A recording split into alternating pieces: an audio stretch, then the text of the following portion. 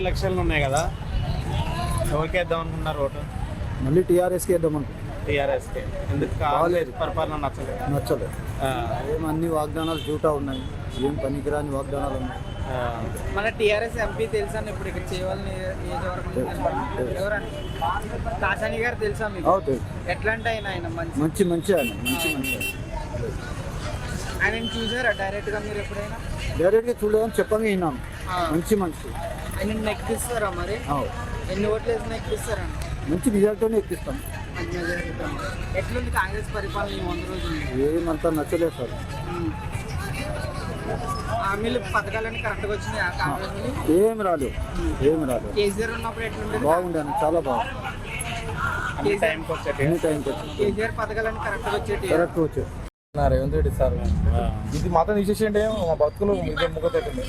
దాంతో ప్రయత్నం ఏం లేదు నా ఫ్రీ బస్ తోని చాలా మా ఫైనాన్స్ వెళ్ళకి వచ్చినాయి అన్న. మేము రోజు మా 500 తీసుకుంటాను, 200-300 మిల్కి వచ్చింది సార్. వేస్ట్ అయిపోతుంది సార్. పబ్లిక్ మొత్తం ఇప్పుడు జనాలు మీకు చూపిస్తా, ఇప్పుడు లేరు యాక్చువల్గా అయిపోతూ చివరసమైన లేరు. అంటే నా దగ్గర వీడియో నేను తీసుకున్న వీడియో చూపిస్తాను ఎట్లా వెళ్ళాడుతుంది పబ్లిక్ చేస్తా. చాలా డేంజర్ వెళ్ళాడుతుంది సార్. పబ్లిక్ ఎక్కువ మట్టికి వెళ్ళిపోతారు, చాలా పబ్లిక్ ఎక్కువ వచ్చారు కదా సార్. నీకు వీడియో 4 గంటలకు అయితే అన్న ఏం పబ్లిక్ ఉంటామని రండి అమ్మ, ఎక్కువ మట్టికి సార్. చాలా ఇబ్బంది అయినా ఆటో వాళ్ళకు ఆ పథకం పెట్టి కూడా వేస్ట్. ఇప్పుడు ఆడవిలో అంటే వెళ్తున్నాం, మొబైల్ ఎట్లకి వెళ్తున్నా, మొబైల్ ఎక్కడ మా ఆటల్లో నడిచేది మా ఆడి వెళ్తాను. మాకు దందా నచ్చేది ఆడి వెళ్తాను, వేరే వెళ్తాను, ఎవరితో నడవదు. ఆడి వెళ్తాను వస్తేనే మాకు నడుస్తుంది. ఆ పథకం వల్ల ఏం ప్రయోజనం లేదన్న. ఆయన అనుకుంటున్నా ఆడవిళ్ళకి ఫ్రీ బస్సు పథకం పెట్టిండు, మంచి చేసిన అనుకుంటున్నాను, కానీ దాని నుంచి ప్రయోజనం ఏమీ లేదు. వేస్ట్ తిరుగుతాను ఆడవిళ్ళు, ఆధార్ కార్డు పట్టుకుని వేస్ట్ తాంటే వచ్చిపోతున్నారు సార్. ఏమంటే ఆధార్ కార్డు చూపిస్తున్నా వస్తున్నారు పోతున్నా అయితే. చాలా బస్ స్టాండ్ ఇంకా చాలా బస్ స్టాండ్, ఏ బస్ స్టాండ్ చూడు, ప్రతి ఒక్క బస్ స్టాండ్ లో చూడు చాలా మంది ఇస్తున్నావు. కొడంగల్ యాక్చువల్ కొడంగల్ ఎందుకంటే మొన్న ఎగ్జాక్ట్గా నేను వారం క్రితం కొడంగల్ దునియా మంది బస్ స్టాండ్ లో. నేను బండి ఇంజన్ జర ఖరాబ్ బండి తీసుకొని పోయినాము. చాలా మంది కొడంగల్లో ఉన్నారు ఇంకా. ఎందుకంటే మేము ఎక్స్ట్రాగ్రామ్లో యూట్యూబ్లో కాకుండా మస్తు మంది వస్తున్నాయి, చాలా దాంట్లో వస్తున్నాయి కదా. ఓటు ఎవరికి వేద్దాం అనుకుంటారు? ఎవరికి వేయాలి? మీరు ఎవరికైనా చెప్పు, ఎవరికి వేయాలి? బీఆర్ఎస్ఆ, కాంగ్రెసా, బీజేపీయా? బీఆర్ఎస్ కానా? కాంగ్రెస్ పరిపాలన ఏమన్నా పరిపాలన 5 హామీలు అని చెప్పాడు కదా.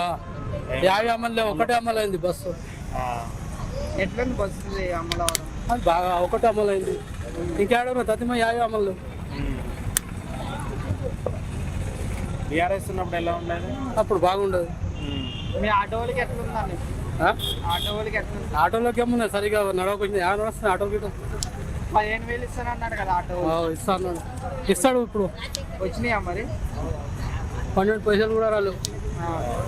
రైతు బంధు అది పడుతుందా? రైతు బంధు పడలేదు.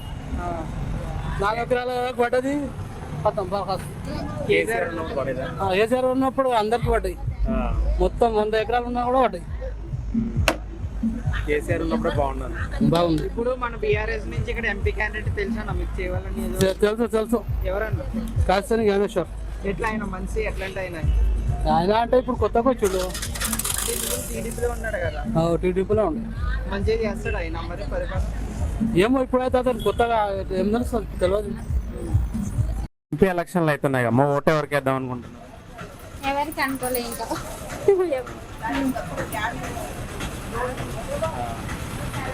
ఎందుకు కాంగ్రెస్ పరిపాలన ఎట్లా అంటే ఇక హామీలు నెరవేరలేవు కదా అందరూ వెంటనే. అట్లానే కేసీఆర్ ఉన్నప్పుడు ఎలా ఉంది? బాగానే ఉండే కొంచెం. అన్ని పథకాలు టైంకి వచ్చేదా? టైంకి వచ్చినాయి. రైతు బంధు పడుతుంది ఇప్పుడు మీకు? అది పడలేదు ఇంకా. కేసీఆర్ ఉన్నప్పుడు ఎట్లా పడేది? అందరికి ఒకటేసారి పడేది లైన్గా, ఇప్పుడు పడలేదు. ఇప్పుడు ఎట్లా కరెంట్ అది ఉంటుందా? కరెంటు మధ్యలో పోతుంది కదా, అప్పుడప్పుడు పోతుంది. అప్పుడైతే ఎనీ టైం ఉంటుండే. కేసీఆర్ అప్పుడు ఉన్నప్పుడు బాగుందా మన కాంగ్రెస్ అంటే ఇక నాకు ఎట్లే ఉంది. ఇక అప్పుడే కొంచెం మేలు. ఇప్పుడు రాను అవుతుంది కానీ ఇప్పటికైతే అప్పుడున్న